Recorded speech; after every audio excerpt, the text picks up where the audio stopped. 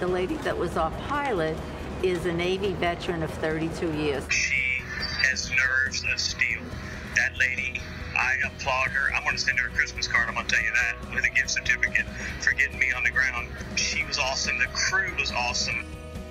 That's right. The crew was awesome. The crew and that lady are here today. Those were the passengers on Southwest Flight 1380 praising the crew after their terrifying ordeal, and terrifying is the word. Welcome back to CBS This Morning. About 20 minutes after the plane took off from New York's LaGuardia Airport on April 17th, one of the engines exploded. Debris shot through the air, smashing a window. One passenger was partially sucked out of the window and later died. It was the first passenger death due to an accident on a U.S. airline since 2009. So with just one engine still working, the pilots landed safely at Philadelphia International Airport. The crew members say they cannot comment on the ongoing investigation, but there's still a lot to talk about with them. Captain Tammy Jo Schultz, First Officer Darren Ellisor, and flight attendants Rachel Fernheimer, Shawnique Mallory, and Catherine Sandoval are here only on CBS This Morning for their first joint television interview. Welcome. It is amazing to be able to spend time with you and meet all of you. Tammy Jo and Darren, you guys were in the cockpit. When did you realize there was an emergency? I was flying and we were passing through 32,000 feet. Nice day, everything was very normal. And there was a loud bang. The airplane yawed to the left, kind of like a skid of a car. Rolled about 40 degrees to the left and started to descend on its own. So I grabbed control of the airplane because it was on autopilot at the time.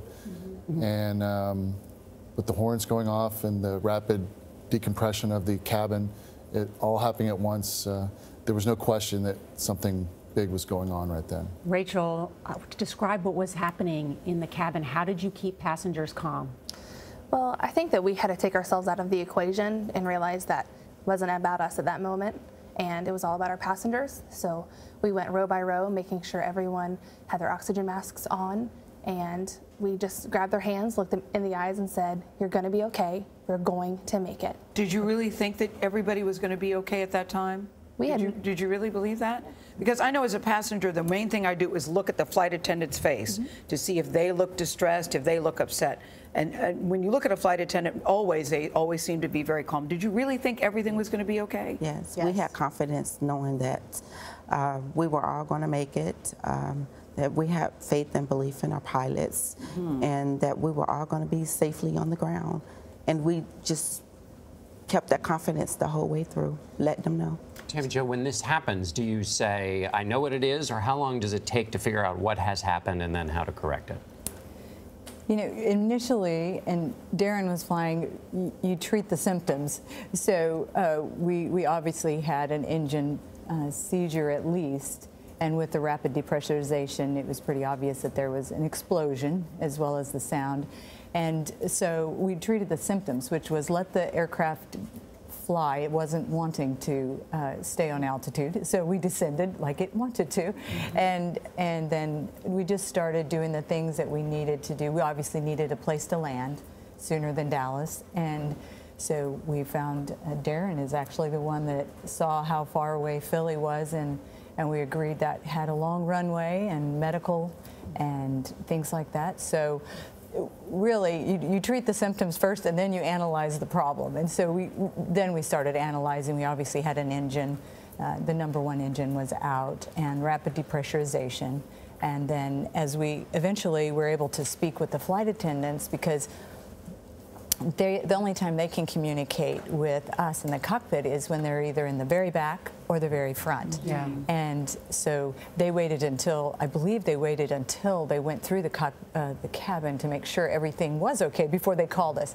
And then they called us and told us that we had some injury in the back as well. So then we have a medical emergency as well to deal with. So I want to ask you about that, Tammy Jo, because Jennifer Reardon passed away.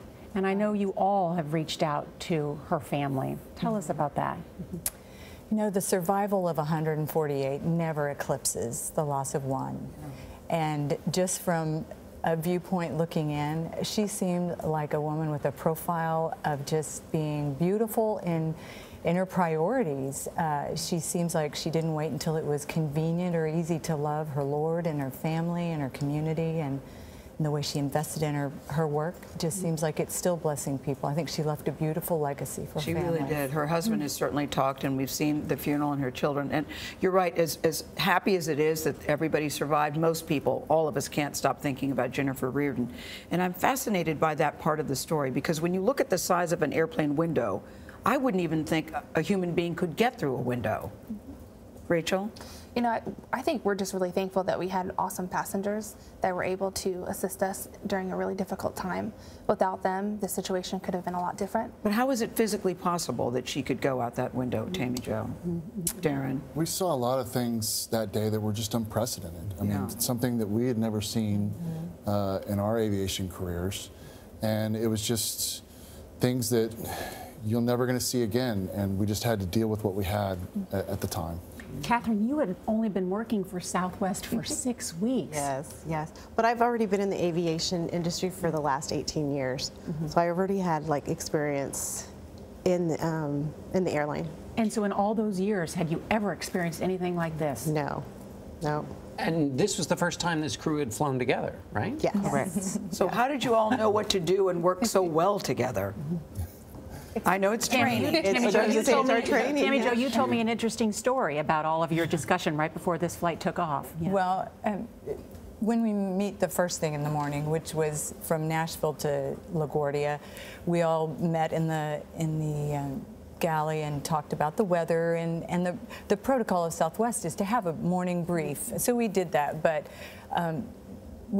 I tend to go a little deeper just because people are deeper than the weather. And so we spoke about some things that were a little more interesting than just the weather. You told me you guys all talked about your prayer groups. Well, in LaGuardia, when we had a little extra time, we were up chatting, and Rachel had gotten a new Bible with room to journal on the side, and she and Shanique, and then Catherine was talking about she was in the study of Psalms, which is where I'm doing a study in Psalms and Proverbs, and Darren, he's always busy in the cockpit as the first officer, but he had already just let us know a little bit about his family. And so people talk, when you talk about things deeper than the weather, your family, your faith, you know, the things that matter to you, even if they're different, it tends to bring a bond. When Tammy Jo shared that with me, I thought, wow, this was a group, even though you guys had never flown together, you guys had shared values, and that was so important in a moment in crisis because you trusted one another. Yes. Yeah. Exactly. Catherine, tell us about the passengers. I mean, their reaction in helping Jennifer Reardon, in just reacting to this. The passengers, I mean, our passengers were awesome. I mean, their safety was the first priority with us, and the way that we all remained calm reflected on the passengers. They seen that in us because they look and seeing how we're reacting, and the fact that we were all calm, that's what kept our passengers together, working together as well, helping each other. I mean, our priority was going to each one of them and comforting them. And as Rachel said, we were telling them we're going to land, we're going to be okay. We're going to make it. Well, I know they call you Unique Shanique, and they said that there's a reason for that. And I'm curious, did all of you at some point feel afraid? We did not. You did not feel afraid. Well, that makes you unique right there.